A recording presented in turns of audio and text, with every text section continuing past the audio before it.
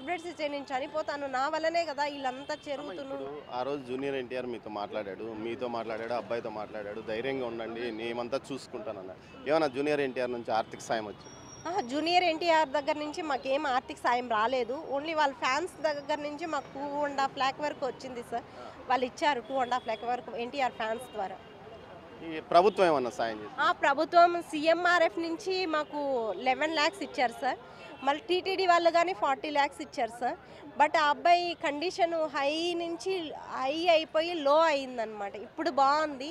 Heart, lungs అవంతా infection వచ్చినాయి ఈ కీమో చేయడం వల్ల. అందుకని ఇప్పుడు బాగున్నాడు అని చెప్పేసి డిశ్చార్జ్ తీసుకొని వెళ్ళండి అని చెప్తేనే ఇప్పుడు మీరు 20 లాక్స్ కట్టండి మేము డిశ్చార్జ్ ఇస్తాము అని చెప్తున్నారు సార్. ఆ రోజు మీకు సాయం చేస్తానని మాట ఇచ్చాడు. ఏమన్నా మరి మీరు ఏమన్నా మరోసారి అడిగారా మాకు ఇలా సాయం చేయండి ఇంత ఫీజు కట్టాల్సి వస్తుంది అని? అంటే నా దగ్గర మాకు కృష్ణ యాదవ్ అనే సారు మాకు వీడియో కాల్లో చేపించారు సార్. నేను అడిగాను సార్ ఏదైనా హెల్ప్ చేయండి సార్ అంటే మీ గవర్నమెంట్ దగ్గరికి వెళ్ళండి అని చెప్పారు సార్. మళ్ళీ ఎన్టీఆర్ అకౌంటెంట్ అని నా దగ్గర ఒక నెంబర్ ఉంది. ఆ నెంబర్కి కాల్ చేస్తే మీరు ఇన్వాల్వ్ అవ్వద్దండి అని మాకు చెప్పారు. టీటీడీ ఇచ్చినారు కదా అని చెప్పారు సార్.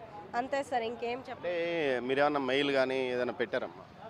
లేదు సార్, నా దగ్గర ఏం నెంబర్లు లేవు సార్. ఎన్టీఆర్ సంబంధించి ఏం లేవు. ఈ కృష్ణ యాదవ్ అనే సార్దే ఒక నెంబరే ఉన్నింది. నేను చాలా టైమ్స్ అడిగాను సార్ ఏదైనా హెల్ప్ చేయండి అంటే లేదు లేదు లేదు అని చెప్పేసి కృష్ణ యాదవ్ ఆయన ఏం చెప్పారు, మీరు గవర్నమెంట్ దగ్గరికి వెళ్ళండి అని చెప్పారు సార్. గవర్నమెంట్ దగ్గరికి వెళ్ళాలంటే ఆ రోజు మీకు హామీ ఇచ్చిండే జూనియర్ ఎన్టీఆర్. గవర్నమెంట్ 11 లక్షలు ఇచ్చింది, టీటీడీ ఒక 40 లక్షలు ఇచ్చింది. ఇంకా కొంత అవసరం ఉందన్న కోణంలో మీరు చెప్తున్నారు. మీ పరిస్థితి చూస్తే ఒక డ్రైవర్ మీ ఆయన, అదేవిధంగా మీ పరిస్థితి చాలా దారుణంగా ఉందని అప్పట్లో పెద్ద ఎత్తున మీడియాలో వచ్చింది. అది కూడా ఆయనకు మీరు ఏదైతే జూనియర్ ఎన్టీఆర్కి చెప్పారు, జూనియర్ ఎన్టీఆర్కి మీ అబ్బాయి వీరాభిమాని సినిమా చూసి చనిపోతానన్న స్థాయిలో నుంచి ఈ విధంగా కోలుకున్నప్పుడు ఒకసారైనా మీతో మధ్యలో ట్రీట్మెంట్ మధ్యలో ఏదైనా జూనియర్ ఎన్టీఆర్ కానీ వాళ్ళ ఫ్యాన్స్ కానీ ఎప్పుడైనా మాట్లాడారా? ఎవ్వరూ మాట్లాడలేదు సార్. నేనే మా అబ్బాయికి బ్లడ్ ఎక్కువ అవసరమైంది సార్. 63 బ్లడ్ ప్లేట్లెట్స్ అన్నీ అవసరమైనప్పుడు కానీ నేను చాలా టైమ్స్ ఎవరైనా తెలిసిన వాళ్ళకి కాల్ చేసి అట్లీస్ట్ సార్ ఎవరో ఒకరు చెప్తే మాకేమైనా హెల్ప్ చేస్తారో అబ్బాయికి అని చెప్పి లేదు సార్. వాళ్ళు ఎవరు కానీ రెస్పాండ్ అవ్వట్లేదు సార్. కొంతమంది రెస్పాండ్ అయినారు, కొంతమంది రెస్పాండ్ అయినా ఏం చేయలేదు సార్. ఆ రోజు వీడియో కాల్లో మాట్లాడారు, మళ్ళీ ఏం చేయలేదు సార్. మళ్ళీ మీరు ఏమన్నా విజ్ఞప్తి చేయబోతున్నారా జూనియర్ ఎన్టీఆర్? సార్ అట్లీస్ట్ ఆ అబ్బాయి చనిపోతా నుంచి కోలుకునే స్థాయికి వచ్చాడు. అట్లీస్ట్ ఇప్పుడైనా మీరు ఆ అబ్బాయికి హెల్ప్ చేయాలని కోరుకుంటున్నాను సార్. అంతే సార్.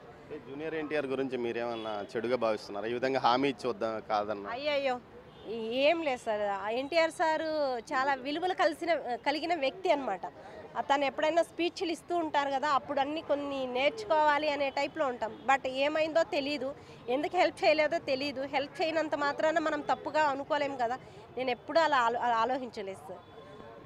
ఏదైతే రాజకీయ నాయకుల వాగ్దానాలు లాగానే ఇక్కడ హీరోల వాగ్దానాలు కూడా కనిపిస్తున్న పరిస్థితి మనకు కనిపిస్తుంది. సెప్టెంబర్ నెలలో ఏదైతే కౌశిక్ పరిస్థితి దారుణంగా ఉన్నప్పుడు వీడియో కాల్లో మాట్లాడారు, పెద్ద ఎత్తున హడావిడి చేసుకున్నారు. మీడియాలో అంటూ ఒక ప్రకంపనలు సృష్టించినట్లు జూనియర్ ఎన్టీఆర్ ఇంకా అంతా చేసేస్తున్నాడు అంటూ కూడా వార్తలు కూడా వచ్చిన నేపథ్యము. బెంగళూరులో ఉన్న ఆ అబ్బాయి దగ్గరికి స్థానికంగా ఉన్న ఏదైతే కృష్ణ యాదవ్ అనే జూనియర్ ఎన్టీఆర్ అభిమాన సంఘం అధ్యక్షుడు, జాతీయ స్థాయిలోనో రాష్ట్ర స్థాయిలో తెలియదు కానీ నేను జూనియర్ ఎన్టీఆర్ అభిమాన సంఘం అధ్యక్షుడు అని చెప్పుకుంటున్నాడు. ఆయన ఎక్కడ వెళ్ళి వీడియో కాల్తో ఈ కుటుంబ సభ్యులతో ఏదైతే శ్రీనివాసులు, సరస్వతి వాళ్ళ కుమారుడైన ఏదైతే కౌశిక్తో మాట్లాడించారు, ఆ సందర్భంగా కౌశిక్ను జూనియర్ ఎన్టీఆర్ ఓదార్చారు. దీంతోపాటు ఖచ్చితంగా నేను మీకు సాయం చేస్తానంటాడు. అయితే ప్రభుత్వం ఏదైతే సీఎం రిలీఫ్ ఫండ్ కింద సీఎం చంద్రబాబు నాయుడు వెంటనే ఇమ్మీడియట్లీగా 11 లక్షల రూపాయలు వీరి యొక్క వైద్య సౌకర్యం నిమిత్తం రిలీజ్ చేశాడు. అదేవిధంగా టీటీడీలో కాంట్రాక్ట్ ఎంప్లాయీగా పనిచేస్తున్నప్పటికీ టీటీడీ కూడా 40 లక్షల రూపాయలు ఆ అబ్బాయి యొక్క చికిత్సకు సహాయం అందించింది. అయితే ఇంకా మరో 20 లక్షల రూపాయల వరకు ఆర్థిక సాయం అవసరము.